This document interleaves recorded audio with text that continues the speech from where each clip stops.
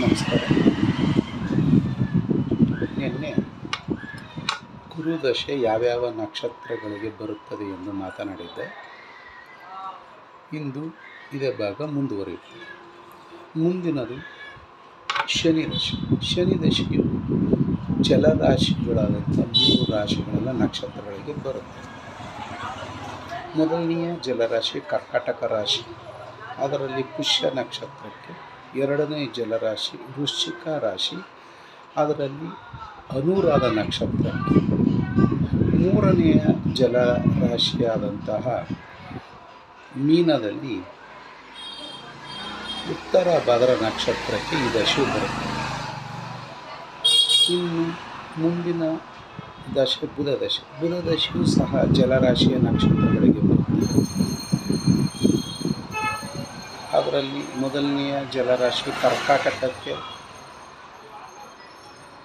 ಆಶ್ಲೇಷ ನಕ್ಷತ್ರ, 2 ವೃಶ್ಚಿಕ ಜ್ಯೇಷ್ಠ ನಕ್ಷತ್ರ, 3 ಮೀನ ರೇವತಿ ನಕ್ಷತ್ರ. ಇನ್ನು ಕೇತು ದಶೆ. ಕೇತು ದಶೆ ಅಗ್ನಿ ರಾಶಿಯ ನಕ್ಷತ್ರಗಳಿಗೆ ಬರುತ್ತೆ.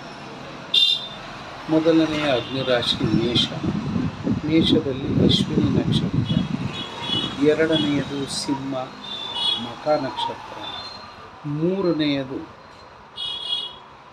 ಧನಸ್ಸು ಮೂಲ ನಕ್ಷತ್ರ. ಮುಂದೆ ಶುಕ್ರದಶೆ. ಶುಕ್ರದಶೆಯು ಅನೇಕವಾಗಿ ಅಗ್ನಿರಾಶಿ ನಕ್ಷತ್ರಗಳಲ್ಲೇ ಬರುತ್ತದೆ. ಮೊದಲನೆಯ ಮೇಷದಲ್ಲಿ ಭರಣಿ ನಕ್ಷತ್ರಕ್ಕೆ, ಎರಡನೆಯ ಸಿಂಹದಲ್ಲಿ ಉಬ್ಬ ನಕ್ಷತ್ರ, ಪೂರ್ವ ಪಾಲ್ಗುಣಿ ಅಂತಲೂ ಸಹ ಕರೀತಾರೆ ಇದಕ್ಕೆ. ಮೂರನೆಯದು ಧನುರಾಶಿಯಲ್ಲಿ ಪೂರ್ವಾಷಾಢ ನಕ್ಷತ್ರಕ್ಕೆ ಬರುತ್ತದೆ.